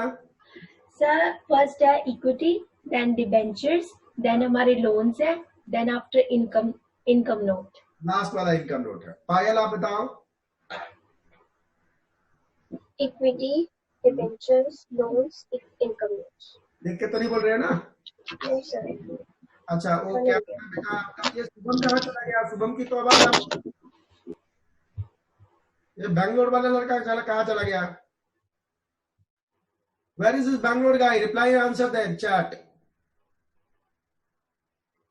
Yes. Yes, where is this guy? Shubham. हाँ, ये यहाँ पर ही हूँ सर। तो तू बोल तो सही, आवाज नहीं आ रही तेरी, बोल। यहाँ पर ही हूँ, बोल। हाँ बोल, कितने तरीके हैं वीसी फंडिंग के? चलो, अब आप माइक्रोफोन काम नहीं कर रहा। अच्छा, 4 लिख के बोलो। अच्छा सर, माइक प्रॉब्लम है कुछ। ओह ठीक है। शुभम माइक प्रॉब्लम है, उसका भी माइक प्रॉब्लम है, ठीक है, कोई बात नहीं। ओके, अब 4 में इक्विटी फाइनेंसिंग में क्या लिखोगे? तो देखो लिखा है इक्विटी, ये लगता है डेल कंप्यूटर का मैसेज आया है। अच्छा, इक्विटी डेट लोन, अच्छा इसमें हमने लिख दिया, चलो अच्छी बात है। अब देखो, वीसी रिक्वायर, यानी कि VC funding require fund for longer period but no return immediately. तो इक्विटी में वही बात लिखना है। So generally provided by equity share capital. तो इक्विटी शेयर कैपिटल से होता है। The equity contribution of the VC funding must be maximum 49%, यानी 49% से ज्यादा इक्विटी वीसी फंडिंग नहीं ले सकता to make ownership with the entrepreneur, क्योंकि काम तो ऑनर को ही करना है। तो इक्विटी फंडिंग मैक्सिमम कितना होगा बाई वीसी फंडर? 49%। और उसमें उल्लेख देना है कि इक्विटी फाइनेंसिंग लॉन्ग टर्म का होता है, वीसी फंडिंग में इमीडिएट रिटर्न नहीं होता। ये आपने पहली बात जो बोला। सी एनी टाइम क्लास में हम लोग बहुत जल्दीबाजी में नहीं है, हम लोग धीरे धीरे जाएंगे, आराम से जाएंगे। पायल, आपको हमारे बारे में कैसे पता चला? पायल? Sir, Instagram page. अच्छा, इंस्टाग्राम से, इसका मतलब इंस्टाग्राम इज ऑल्सो वर्किंग, नहीं? Yes. तो अभी हम लोग क्या कर रहे हैं कि धीरे धीरे इस कंसेप्ट को इंस्टाग्राम बाकी चीजों से प्रमोट कर रहे हैं। अब बताओ, जितना हमने पैसा लगाया है एक ही साल में आएगा, या आएगा तो थोड़ा टाइम लगेगा, लेकिन एक ही बार ज्यादा आएगा, बाद में धीरे धीरे आएगा ना? जी सर। तो अगर मुझे वीसी फंडर जिसने पैसा लगाया है वो बोलता है अगले साल मुझे पैसा दो, तो हम कहां से देंगे? ये तो पैसा लग रहा है अभी, फिर एडवर्टाइजमेंट में भी पैसा लगेगा, सभी जगह पैसा लगेगा। तो ये जो है नो रिटर्न इमीडिएटली, इसमें रिटर्न इमीडिएट नहीं मिलता। अब दूसरा है परपेचुअल डिवेंचर। डिवेंचर में क्या होता है? इंटरेस्ट होता है, ठीक है। आज अगर मुझे कोई कहता है कि मैं आपको 10% इंटरेस्ट पे दे रहा हूं, तो मैं इंटरेस्ट पे पैसा लेके जगाऊंगा तो एटीसी का भविष्य ज्यादा नहीं रहेगा। क्योंकि अभी मान के चलाओ, डू यू थिंक 200 रुपया, 300 रुपया, 400, 500, 2000 रुपया, 3000 रुपया पे हम इतना कमा के इंटरेस्ट भी दे दें, वर्किंग कैपिटल भी निकाल लें? नहीं होगा ना। तो इसमें ध्यान रखना, इस परपेचुअल डिवेंचर में 3 फेज में इंटरेस्ट होते हैं। शुरुआत के फर्स्ट फेज नो इंटरेस्ट। अब आप पूछोगे कि फर्स्ट फेज कितने दिन का होगा? ये एग्रीमेंट पे डिपेंड करता है, नो इंटरेस्ट। उसके बाद second phase low interest up to particular level of sales, ये सेल्स पे लाइन अप कर देगा, यानी रॉयल्टी का नेचर इसमें आ जाएगा। Higher rate of interest is required to be paid, बाद में हाई रेट रहता है। तो no interest, low interest and high interest. तो जब भी आप लिखोगे तो आप अगर नो लो हाई भी लिख दोगे तो परपेचुअल डिवेंचर समझ में आ जाएगा एग्जाम में। तो बताओ, परपेचुअल डिवेंचर में आप कितने तरह के इंटरेस्ट पे होते हैं? बोलिए बोलिए। No interest, low interest and high rate of interest. Actually, no मतलब परपेचुअल डिवेंचर में फर्स्ट पीरियड के लिए फर्स्ट फेज में नो इंटरेस्ट है, फिर लो इंटरेस्ट है, फिर high interest, high rate of interest. तो इक्विटी में भी लिखने के लिए आपको मिल गया। ये मैसेज कौन भेज रहा है? अच्छा, थर्ड फेज में इंटरेस्ट है, बिल्कुल थर्ड फेज में हाई इंटरेस्ट, हाई इंटरेस्ट। अच्छा, नो लो हाई। अच्छा, डेल कंप्यूटर कहता है नो लो हाई, हाँ ठीक है, बिल्कुल। ये शुभम भी लिखता है नो लो हाई, ठीक है, वेरी गुड। पायल आप बताओ। हेलो? अच्छा, पायल का भी माइक्रोफोन चला गया लगता है, ठीक है। नो लो एंड हाई, ठीक है जी। तो मुझे लगता है इक्विटी में आप लिख दोगे, मुझे लगता है परपेचुअल डिवेंचर में लिख दोगे, मुझे लगता है। अब आता है तीसरा तरीका, कंडीशनल लोन। तो देखना, कंडीशनल लोन में क्या होता है? Under this loan is repayable in the form of royalty, no interest is paid. तो कंडीशनल लोन कहता है कि पैसा तो ले लो भाई, लेकिन मैं इंटरेस्ट नहीं लूंगा, रॉयल्टी लूंगा सेल पे। यानी शुरुआत में ये जो है दिस इज कॉल्ड 2% से लेके 15% जा सकता है। This is again very risky, this is again very risky, very very risky, again very risky. Okay, this is again very risky, क्योंकि आप एक कंडीशनल लोन में रॉयल्टी जाता है, इंटरेस्ट नहीं जाता है। Rate of royalty ranges from 2 to 15%। वो कहता है मैं पैसा ले लो, जो सेल होगा उस पे ले लेंगे। अब जैसे आज एटीसी को कोई पैसा देता है कि मैं आपको चलो जी 50 करोड़ रुपया दूंगा, लेकिन 20 साल तक मैं 2% सेल पे लेता रहूंगा। अब बताओ, ये जो है मेरे लिए सस्ता हुआ, महंगा हुआ? महंगा हुआ, बहुत ही महंगा हुआ ना। अगर मान लिया जाए कि हम अपन लोग मान लिया जाए कि अपन लोग आने वाले कल में 10,000 बच्चा बैठता है, मतलब 10 लाख बच्चा बैठता है CA inter, CA foundation, CA final में। 1% भी अगर हम ले लें 10 लाख में, तो इट कम्स अबाउट 10,000। 15,000 भी लेते हैं तो मोटा पैसा हो जाएगा। फिर हम जिंदगी भर के लिए उसको सीने पे बैठ के रोते रहेंगे, नहीं क्या? तो ये जो है कंडीशनल लोन है। कंडीशनल लोन में इंटरेस्ट नहीं लेता, रॉयल्टी लेता है। अब बताओ, कंडीशनल लोन में इंटरेस्ट लेता है, रॉयल्टी लेता है? रॉयल्टी लेता है। इसका रेंज कितना है बेटा? 2% to 15%। 2% to 15%। ये रॉयल्टी में 2% to 15% पे होता है। चौथा क्या है? Income note. इनकम नोट में क्या होता है बेटा? इंटरेस्ट भी होता है, रॉयल्टी भी होता है, तभी इसको हाइब्रिड कहते हैं। It is hybrid. It has a feature of both conventional loan and conditional loan. यानी रॉयल्टी भी लेता है और इंटरेस्ट भी लेता है. यानी बहुत छोटे में बोलता है मेरे को इंटरेस्ट थोड़ा दे देना, बाद में कहता है रॉयल्टी भी देना. बोथ इंटरेस्ट एंड लॉयल्टी गलत है, रॉयल्टी होगा. Royalty is applicable, rate of interest is low. अब बताओ, इनकम नोट में दो गुण पाए जाते हैं, दोनों किसके किसके? कंडीशनल लोन के एंड डिवेंचर के, परपेचुअल डिवेंचर के. अब इसको कहा जाता है इनकम नोट. अब बताओ. ओके चरण बेटा, आपसे शुरू करते हैं. कितने मेथड हैं वीसी फंडिंग के? सर 4 मेथड्स है. कौन कौन से? बैलेंस शीट देखिए. Equity, debentures, conditional loan and income note. Perfectly perfect. Equity में क्या लिखोगे जब आंसर लिखोगे? सर इट्स फॉर ये हमारा होता है, ये जो हमारा इक्विटी होता है इससे तो 49% मैक्सिमम होता है, इससे ज्यादा वो होल्ड नहीं कर सकते वीसी फाइनेंसिंग. एंड ये फॉर लॉन्गर पीरियड के लिए होता है विद नो रिटर्न्स. इनकी कोई ऐसे नहीं होता कि इमीडिएट रिटर्न ही हम कर सकते. इमीडिएट रिटर्न, नो रिटर्न नहीं, immediate return. Immediate return. Yes sir. Perfect. Payal आप बताओ. अच्छा दूसरा मेथड बताओ बेटा चरण. Sir perpetual debentures. हाँ, इसमें क्या लिखोगे? इसमें सर 3 फेजेस होते हैं. एक तो में लो इंटरेस्ट होता है, एक हमारा होता है एक होता है मिनिमम इंटरेस्ट होता है, एक होता है हमारा हाई इंटरेस्ट. हाँ, very good. Perfectly perfect. Okay. और उसके बाद sir conditional loan, they are for, हम वो लॉयल्टी के लिए लेते हैं, रॉयल्टी के लिए. एंड उसके रेंजेस होते हैं बिटवीन द 2% to 15%. परफेक्ट बेटा, परफेक्ट. आप लोग ना, you guys made my day. पता है मैं हमेशा कहता हूँ नॉलेज स्प्रेड होनी चाहिए. हमें जूम को थैंक यू बोलना चाहिए कि हम लोग कनेक्ट कर पाए. नहीं? Yes sir. अब एग्जाम में आप लोग लिखोगे, मार्क्स आएगा, और प्लस आपका नॉलेज बढ़ गया कि जब कॉर्पोरेट में जाएंगे तो आप बोलेंगे कि भैया वीसी फंडिंग ऐसे होता है. हाँ जी सर. तो नॉलेज भी तो बढ़ रहा है और हाँ इसी जी को सब कुछ कर रहा है. आप लोग क्या करते हो? थियरी छोड़ो. मैंने आपको बताया प्रैक्टिकल में बार बार बोलता हूँ कि थियरी को मत छोड़ना. हाँ जी सर. प्रैक्टिकल कहाँ तक हुआ है? सर ये कैपिटल बजटिंग कर रही हूँ मैं, उसके मेरे लास्ट 2 वीडियोस रहते हैं अभी.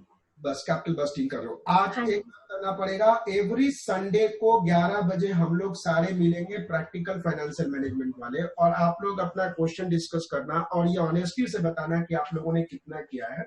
अब हम टेस्ट पेपर आपको देना शुरू कर देंगे आप लोग. ठीक है सर. सॉल्व करके और भेजो. Okay, now we are coming about. अब देखो इनकम नोट. अब इनकम नोट के बारे में बताओ. Sir, it is called hybrid because it consists of the two, that is the conventional loans and the conditional loans. इसमें दोनों ही होते हैं, इंटरेस्ट प्लस रॉयल्टी. ठीक है, परफेक्टली परफेक्ट. शुरुआत में लो इंटरेस्ट होता है. Perfectly perfect. अब मुझे लगता है कि सपने में भी अगर वीसी फंडिंग आ गया तो हमारा बच्चा लिख देगा. Yes sir. अच्छा बेटा, डेट सिक्योरेशन कर करा दिया था तो आज रिपीट नहीं करूंगा. लीज फाइनेंस कर करा दिया था तो रिपीट आज नहीं करूंगा. अब आते हैं हमारे पास शॉर्ट टर्म लोन. हम वीडियो वाइज ही चलते हैं ताकि सब कुछ हमारा हो जाए. राइट? आप ताकि हमारा ये नोट चैप्टर खत्म होता जाए. अब एक हमारे पास आता है ये ट्रेड क्रेडिट. ठीक है ना? ये है short term source of finance. ठीक है? लॉन्ग टर्म में तो हमें याद है ना, ईपीआर में क्या डिबेंचर रेज किया, लोन लिया फाइनेंशियल इंस्टीट्यूशन से, फिर लोन लिया कॉर्पोरेट से, फिर उसने कमर्शियल बैंक से लोन लिया, फिर उसने एसेट जुआ खेला उसने. उसके बाद उसने एसेट गिरवी रखे, फिर वो फॉरेन भाग गया. अच्छा ठीक. अब इसमें जुआ खेला हो गया. ठीक है ना? वेंचर कैपिटल हो गया. वेंचर कैपिटल हो गया. ठीक है? डेट सिक्योरिटाइजेशन हो गया, मतलब गिरवी रखी भी हो गया. ठीक है? हाँ जी सर. अब हमारे पास फॉरेन वाला है जो इसके बाद में आ जाएगा एडीआर जीडीआर. ठीक है? अब हम यहाँ पे शॉर्ट टर्म का जो था ना उसको कवर कर लेते हैं क्योंकि वो मीडियम टर्म आगे चलता रहेगा और ये एग्जाम में कई बार आता है। अब देखो इसमें 10 कंसेप्ट है, trade credit, accrued expenses and deferred income, advance from customer, commercial paper. Commercial paper को टिक करो, बहुत इंपॉर्टेंट है, बहुत बार आता है। इसमें कमर्शियल पेपर में हम टाइम लगाएंगे, ठीक है ना, बाकी को हम लोग समझाते हुए निकलेंगे। कमर्शियल पेपर को टिक कर दो। आप लोगों ने प्रिंट आउट ले रखा है ना इसका, या कंप्यूटर में ही लिख रहे हो? सर मेरे पास तो पीसी में ही है इसका PDF। आप इस पीसी में कमर्शियल पेपर के आगे लिख सकते हो ना, वेरी इंपॉर्टेंट। हाँ जी सर, उसमें कर सकते हैं। हाँ तो वेरी इंपॉर्टेंट, कमर्शियल पेपर के पहले लिख दो, वेरी इंपॉर्टेंट। फिर ट्रेजरी बिल, ट्रेजरी बिल भी वेरी इंपॉर्टेंट, बहुत इंपॉर्टेंट है। Financing of export. पायल आपको नोट मिला है क्या? इसका भी माइक्रोफोन चला गया। Financing of the export trade by bank, very important. Inter corporate deposit, very very important, बहुत इंपॉर्टेंट है। Certificate of deposit, very important. Public deposit, okay fine है। Bank advances, okay. ये हमारे पास 10 कंसेप्ट है। ये किसका मैसेज आया? पायल का। नो सर, अच्छा आज मैं I ask Ayushi to give that. आप आयुषी को एक बार SMS कर लेना बेटा, आज ही आपको दे देगी, आज ही भेज देगी, ठीक है। अब आते हैं, ये कौन है ये? और किसी को नहीं मिला क्या? अच्छा ओके सर, ठीक है, गॉड ब्लेस यू बेटा। अब हम एक एक करके पढ़ते हैं। There are various source available to meet short term needs of the finance. The different sources are discussed. Number 1 is coming trade credit. अब बताओ ट्रेड क्रेडिट का मतलब क्या होता है? किसी को पता है क्या ट्रेड क्रेडिट का मतलब क्या होता है? आप जिसको आता है वो लिखे यहाँ पे, जो उसने पहले समझ रखा है। नहीं आता है साफ लिखे, नो आइडिया लिखे।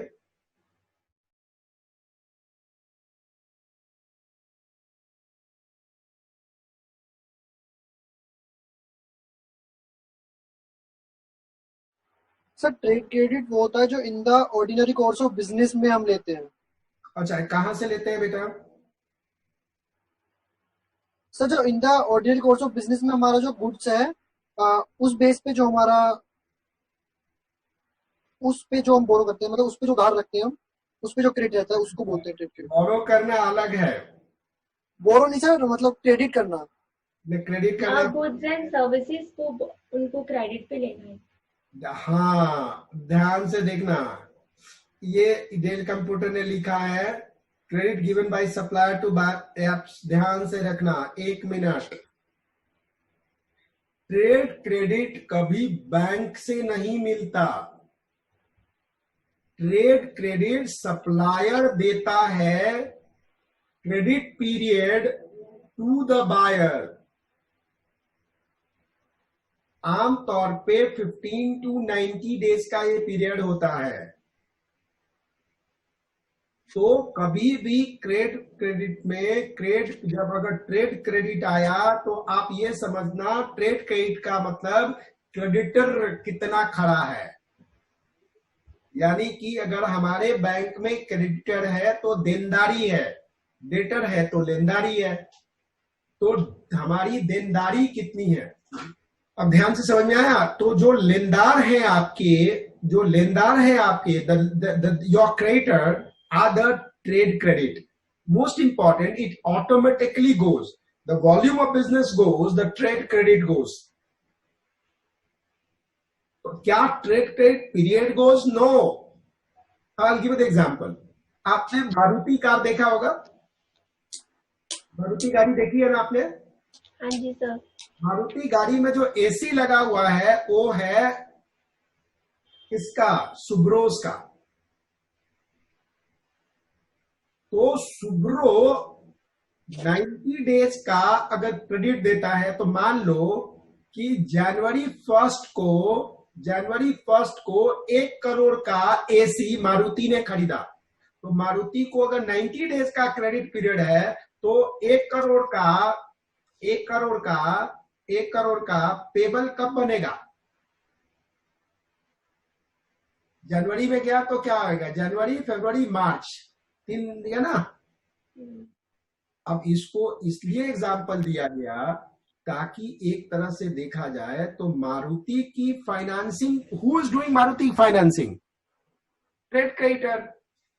So even trade creditor, supplier of the goods, finance the company.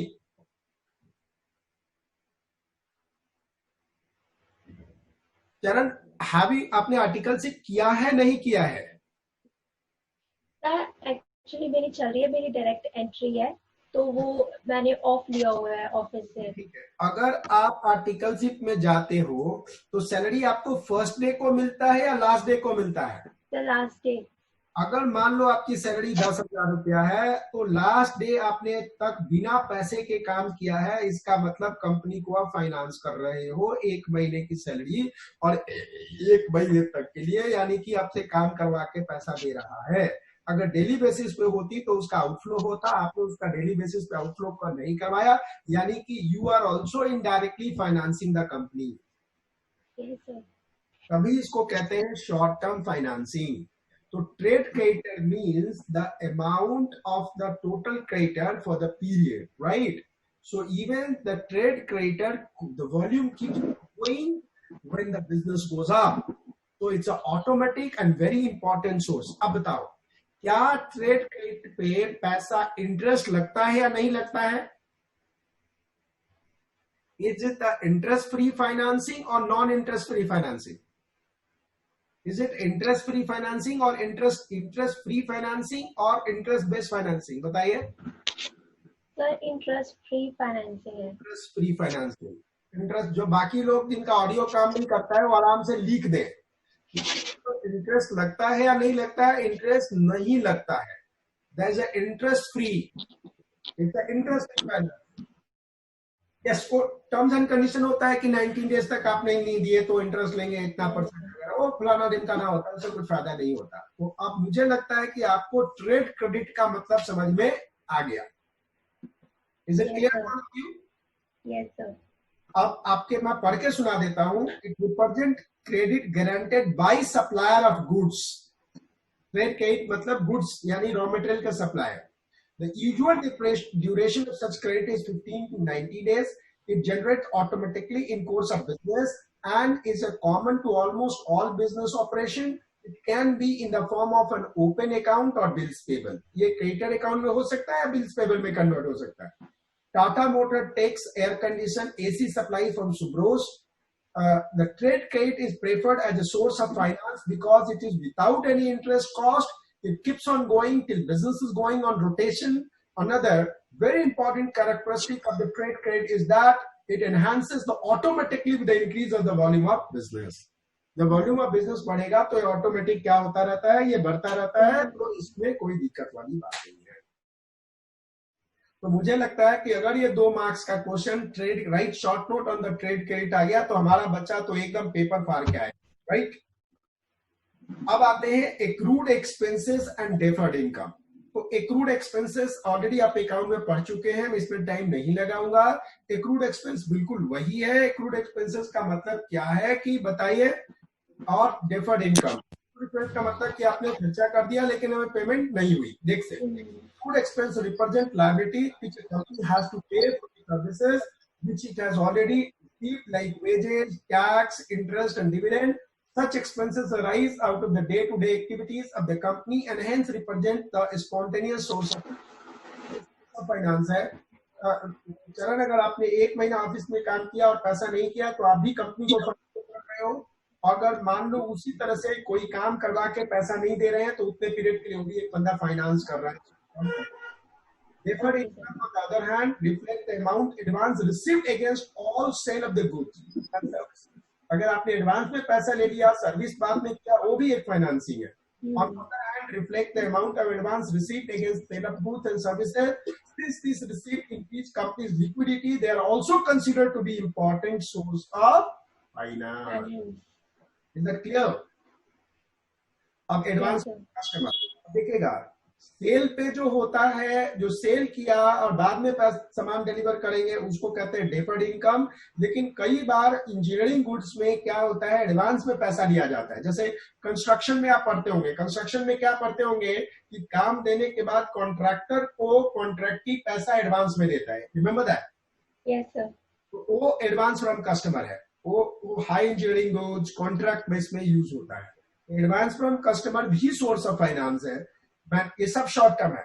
Manufacturer and contractor engaged in producing or constructing costly goods involving the considerable length of manufacturing or construction time usually demand advance money from their customer at the time of accepting the order for executing their contract or supplying the goods. समझ आया? तो जो heavy machine बनाने वाला है वो कहता है आपके लिए मैं बना दूंगा, लेकिन आपको एडवांस में मुझे पैसा देना पड़ेगा. तो ये भी क्या है? सोर्स ऑफ फाइनेंस है. This is cost free source of finance and really very useful. तो एडवांस फ्रॉम कस्टमर आपने लिख दिया, आराम से लिख दोगे एग्जाम में. से yes, anybody has doubt please right, please right, please right. Yes or no? Can you write in exam? Yes, sir. Yeah. Interest free sir. अच्छा पायल है. ओके, अब हम स्टार्ट कर रहे हैं कमर्शियल पेपर. ठीक है, कमर्शियल पेपर बेटा खत्म नहीं होगा, ये हम कल स्टार्ट करेंगे, कल रखेंगे. कल कौन सा दिन है? कल थर्सडे है क्या? सही है.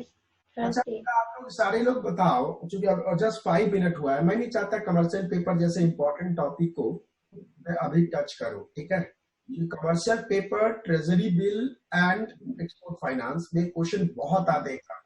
प्री स्टेटमेंट, पोस्ट स्टेटमेंट बहुत आते हैं. ठीक है ना? तो I don't want to 5 minute में, बिकॉज 5 मिनट के बाद I have lined up the another appointments. ये 11 से 1 का टाइम सही है या टाइम चेंज? कल का टाइम 12 to 1 मेरा इनर पावर का है. आप लोगों में से कितने लोग मेरा इनर पावर रजिस्टर प्रोग्राम किए हैं? हेलो, इनर पावर मेरा किसी ने प्रोग्राम अटेंड नहीं किया ना?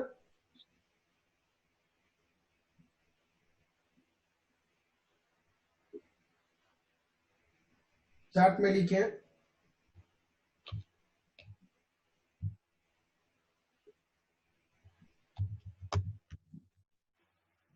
Okay, no sir. Charan no sir, 1 minute काम करना. कल तो मेरा इनर पावर है 12 to 1:30. कल 3 से 5 रख लिया जाए क्या? हाँ जी सर. ठीक है, तो कल 3 से 5 रखते थे. Payal, rest of the people tomorrow can be sir 4 to 6 यार सारी क्लास होती है दूसरी. अच्छा, 4 to 6 क्लास होती है, राइट. तो शाम को रख ले क्या? सभी को घर से ही तो करना है. जी सर. रात को रख ले 7 to 9. यस सर, बिल्कुल सही रहेगा. हाँ पायल, तो 7 to 9 क्यों रखते हैं? 8 से 10 रख लेते हैं, क्या दिक्कत है? सर 6 to 8 कर दो. अच्छा, बाहर क्लास है क्या या सो जाते हो? नहीं सर, एक्चुअली मैं जाती होती हूँ अपने पापा के साथ बाहर, तो इसलिए फिर. अच्छा, तो 6 to 8 रखें. हाँ जी सर. ओके, बाकी लोग बोलो. Okay sir. ओके, बाकी लोग एसएमएस में कर दे. अच्छा, 6 to 8 मुंबई. अच्छा, Bangalore 6 to 8. Okay, 6 to 8 done. बस 6 to 8 में मेरे को ऑफिस से 6-5 बजे निकलना पड़ेगा. ऑफिस में ही कर लूंगा, कोई दिक्कत नहीं. ठीक है, ओके फाइन, 6 to 8 कर लेंगे. तो अच्छा, पायल को प्रॉब्लम है. पायल क्या प्रॉब्लम है बता बेटा?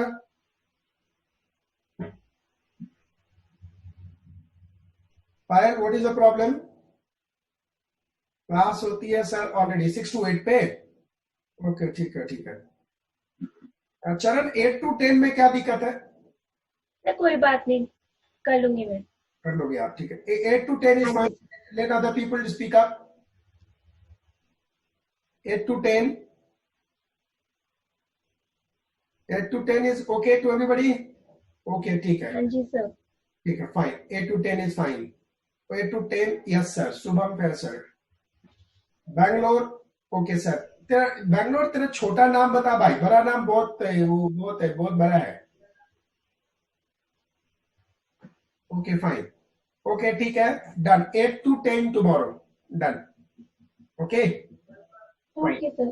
God bless you. जो थियरी आपने पढ़ा और रिवाइज कर लेना. Okay sir. फाइन. सो हम 5 मिनट पहले ब्रेक करते हैं, क्योंकि बहुत इंपॉर्टेंट टॉपिक है, इसको छेड़ नहीं सकते. सर मुझे ना एक चीज पूछना था आपसे. पूछो, आस्क. सर वो कल आपने एक एग्जांपल दिया था ना, मिस्टर पवन डैश करके था, तो मैं सर उनका नाम पूछना चाहता था, क्या नाम था उनका? Pawan Sachdeva, he was the owner of MS Shoes. MS Shoes. ये ऑनर. हाँ, MS Shoes के owner. हाँ सर, मुझे उनके बारे में पढ़ना था तो उनका नाम मिस हो गया था. अच्छा, इंटरेस्ट आ रहा है आपको फाइनेंशियल मैनेजमेंट में? वो सर मैंने भी उनका पढ़ा था. कैसा लगा? ये सर समझ में आ गया सब कुछ. समझ में आ गया ना? मैंने उनकी देखी थी. हाँ जी सर. बेटा, he was the first person जिन्होंने zero interest convertible debenture issue किया था. सर वो उस टॉपिक की वजह से ही मुझे ज्यादा इंटरेस्ट आया उनमें. हाँ. अच्छा, उस टॉपिक के कारण. Yes sir. बहुत इंटरेस्टिंग है सब कुछ, पता है फाइनेंशियल मैनेजमेंट का थियरी बहुत इंटरेस्टिंग है. हाँ जी सर. नहीं क्या? जैसे आज अब तुम वीसी फंडिंग के बारे में जान गए, आज तुम्हें वीसी फंडिंग अच्छी तरह से समझ में आ गया. Is that clear? जी सर. हाँ जी सर. अब जैसे मैं कमर्शियल पेपर जो समझाऊंगा ना कल, तो तुम्हें बताऊंगा कि किस तरह से एक कंपनी ने कमर्शियल पेपर इशू किया और कई लोगों के पैसे लेके भाग गए. तो आपको ये समझ में आएगा कि जो ये इंस्ट्रूमेंट आप पढ़ रहे हो ना, ये सारे इंस्ट्रूमेंट ये बहुत फायदेमंद है. मतलब आपके लिए बहुत काम की चीज है. जब आप आगे बढ़ोगे, आप जब सीए के दुनिया में आओगे, सभी जगह जाओगे, तो आपको ये टर्म्स पता होना चाहिए. नहीं? हाँ जी sir. These are the things makes the things very clear. Sir मैंने एक बात पूछनी थी. हमें इसके इकोनॉमिक्स के भी नोट्स मिलेंगे? हाँ बिल्कुल मिलेंगे, हैंड रिटन नोट मिलेंगे. अगर आप सर. हाँ, अगर देखो, अगर आपका एग्जाम पोस्टपोन्ड हुआ तो आपको हम ऑडिट भी प्रोवाइड कर देंगे. हाँ जी सर. ऑडिट भी आ जाएगा सेल में. ठीक है, आप ही लोग सबसे पहले हमारे कस्टमर बन जाएंगे. Thank you so much. तो उसको इकोनॉमिक्स के नोट के बारे में हम लोग सोचते हैं कि थोड़ा सा अगर बन जाता है तो इकोनॉमिक्स का नोट्स भी, मैं इकोनॉमिक्स में भी वीडियो तैयार हो रहा है. राइट. असल में इसमें बहुत ज्यादा टायरिंग काम है ये, बहुत ज्यादा टाइम कंज्यूमिंग है. इकोनॉमिक्स के नोट तो आप लोग जब चाहोगे तब मैं दे दूंगा आपको. Okay sir. अभी आप एफएम जिस दिन खत्म होता है ना, हाँ जी सर. एफएम जिस दिन खत्म होता है उसी दिन आप लोग बोलना, I last IUC see will send you the handwritten note of economics. Okay sir. ठीक है ना? इकोनॉमिक्स का हैंड रिटन नोट आपको दे देगी. सर अगर इसकी लाइक हमने क्लासेस देखनी हो वो भी हमें मिलेंगी इकोनॉमिक्स की? ना, इकोनॉमिक्स की क्लास तैयार नहीं है बेटा. Okay sir. हाँ तैयार, तभी तो हम लोग एडवर्टाइजमेंट में भी एफएम लिख रहे हैं, को नहीं लिख रहे हैं. ठीक है. 1 बज गया, चले आप. Thank you so Thank you, much. God bless you. Thank you sir. Thank you. Download the app Anytime Classes. Buy CA classes in app, pen drive, SD card and in tab. Learn like never before. Buy full course at promotional price. Don't forget to download the ATC app for free motivational videos